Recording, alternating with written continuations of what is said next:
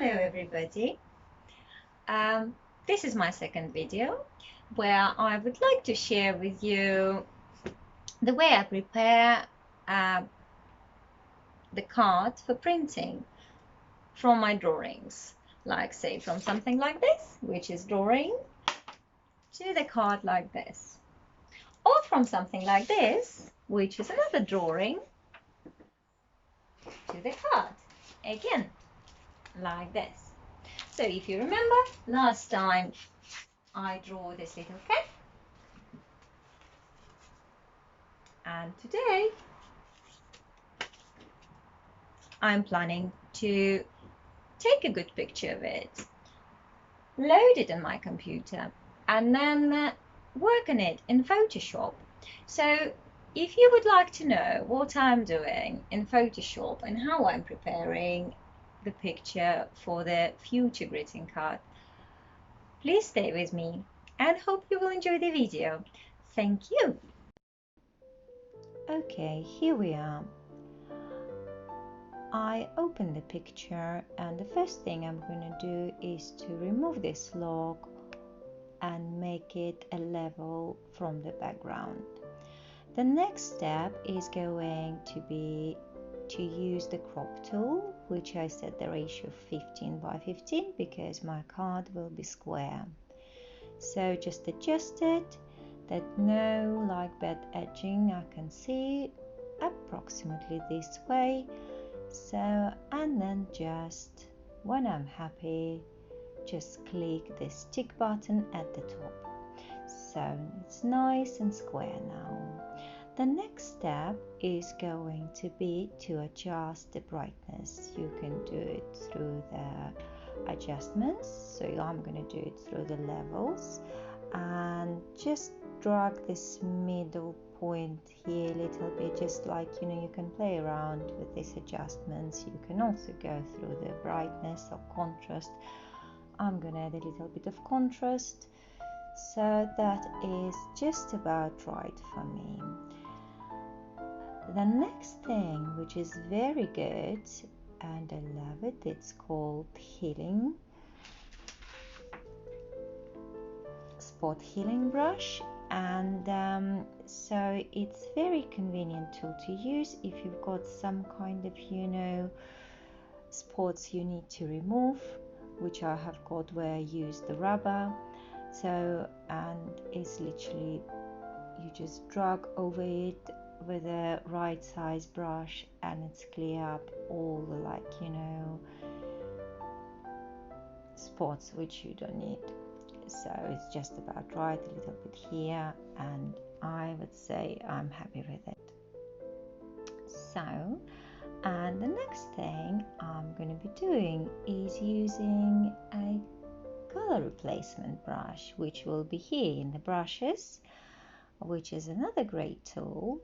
And first, when I chose it, I'm going to choose the size of it, whatever needed, and then when I click on the color, I choose with the pipette the color I want to replace. So here I'm showing how I choose the brush, and then again on a color, click with the pipette the color I want to replace, and I choose the color on what I want to change my gray color. So, and now like gently, I would like it to be kind of dark blue, and so I'll just go over, not everywhere, not too much on a cat because I don't want him to be too blue. It shouldn't catch him too much because we're trying to replace just the grey color, but because of the paper I used, it's not this easy. So the next will be to use the burn tool, which making some spots darker. So again, you choose the brush, the size you need, and then just I just don't want it to be like all the same shade. I want it to be darker, a bit lighter, so it's kind of looking a little bit different. So I'm darken up some spots on my picture, and that's about it. So the next tool I would like to use is gonna be lens flare. So, and it's very interesting tool. So when you caught in here, you can see it.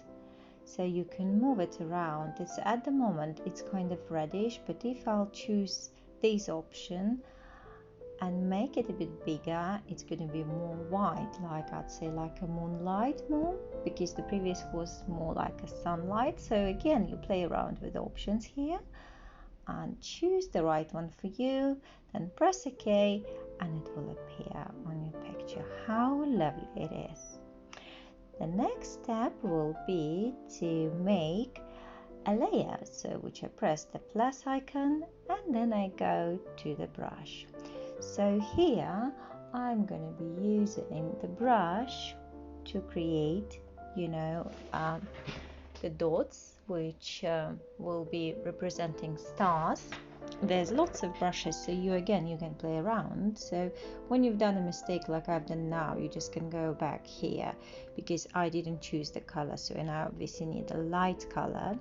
So I go and choose the very light color, choose the right size again for my stars, which I'm not sure whether it is the right one, so I go for a bigger size, probably something like this, and they should go on a new layer. So, and this little brush dots will represent the stars in my case. So do not worry about the stars which are going over the cat, because we will remove them. That's why we need a new layer. So again, do maybe different sizes just to give it a little bit of depth. Just something like this would do, I think. And the next thing, you can use the brush tool, the rubber tool, and just choose the right size again and remove the ones we don't need, which are going over our cat, so because they shouldn't be really on a cat. So just clear up all the space quickly, something like this.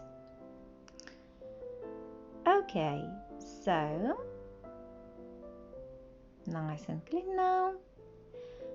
And the next step, if I would like to make my stars a bit brighter, what I do is just drag this layer to the plus icon at the bottom and which make them brighter. I simply duplicate the layer, and when they lay one onto another, it makes it brighter. So there are other ways to do it, but I quite like this way. It's easy and works for me.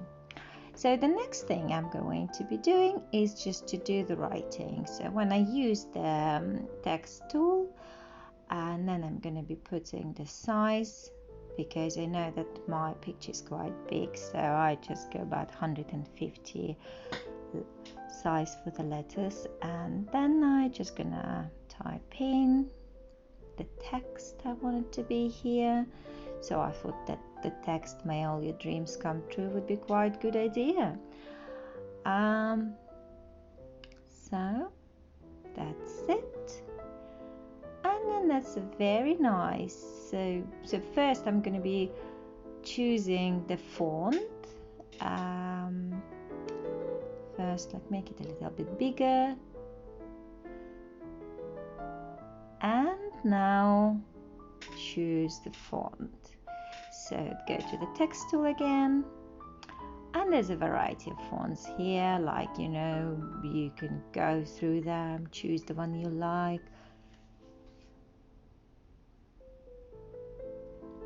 But I'd prefer just to go to my, which I get use the most. I quite like it, and it will be the ones which you like, they will be at the very top usually. So I go to the one that I like, press it, then again.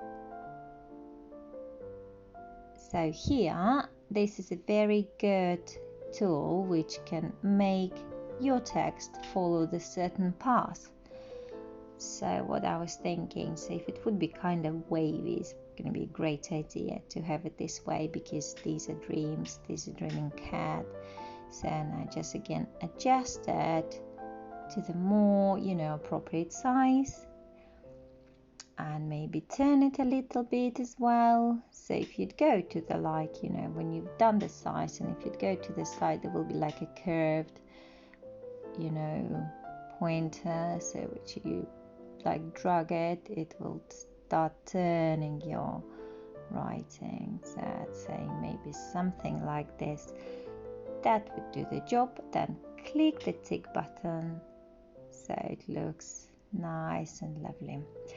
Right, anyway, and once again, just to make text now brighter, the same idea you could do is you either make even brighter color, trying to get just the color of the text.